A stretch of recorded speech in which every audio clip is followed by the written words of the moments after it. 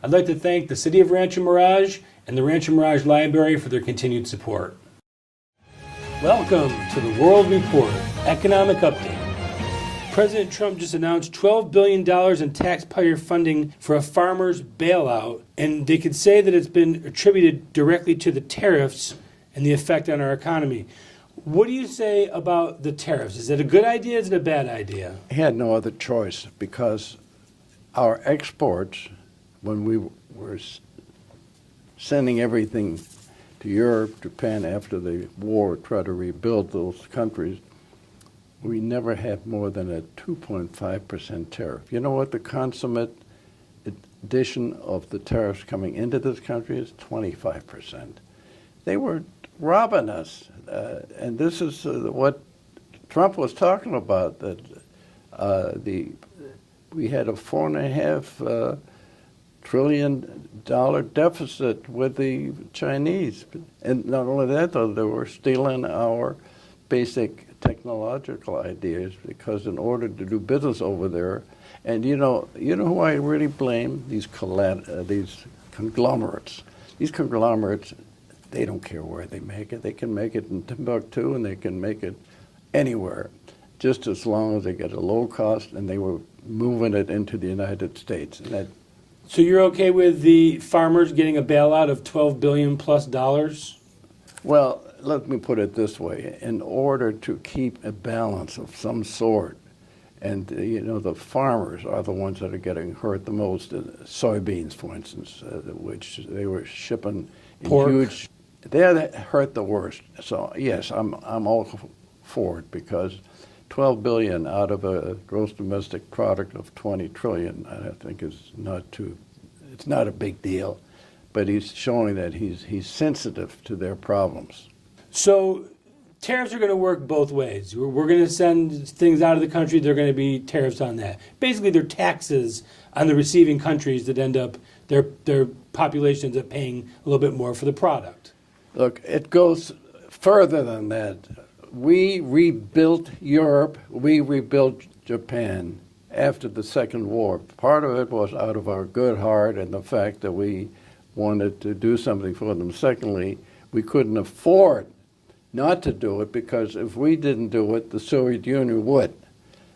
We hadn't put a huge amount of effort into rebuilding Europe, which became the European community, what would have happened is the communist parties were the top singular parties in France and Italy in 1948. And the only way that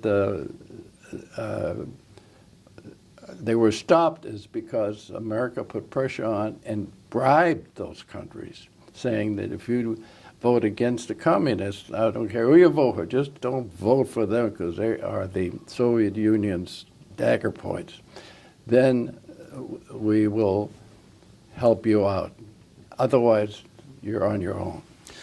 So if we continue to put these tariffs on Chinese goods coming into our country, how much does that raise the average Americans going out to buy Chinese products? We get a lot of products from China. How much of a tax increase, or how much of an increase in the cost of goods is going to be added on? Well, here we go again. I mean, the point is we're already getting a huge amount of negatives, trillions of dollars of negatives that Trump used in his campaign. He said, we can't live with it, with this huge amount of deficit we're getting. $12 billion is I don't mean to belittle it, but in the scheme of things, it's a drop in the bucket. It's a drop in the bucket, exactly, and it's a good idea. I think I don't know where the man gets the time and the effort and the energy and the complexity of things that he has, and he's both in foreign policy, he's in economics, and we have never had a president that's gone every which way in order to bring America back where it should have been in the first place. If you think about the United Nations, think about NATO, think about the World Bank, think about International Monetary Fund, think about all those things, and those have, they're hundreds of billions, if not trillions of dollars that have gone our pocket. Now what we're doing is let's take care of America first. America first. Let's take care of America. And we'll live with the consequences. And believe me, the consequence will be a lot less than what we've had to live under, and it was especially during the last 8 years of Obama, who was just accelerating it. And Bush, out of his stupidity, was doing nothing. America first. I'd like to thank the City of Rancho Mirage and the Rancho Mirage Library for their continued support.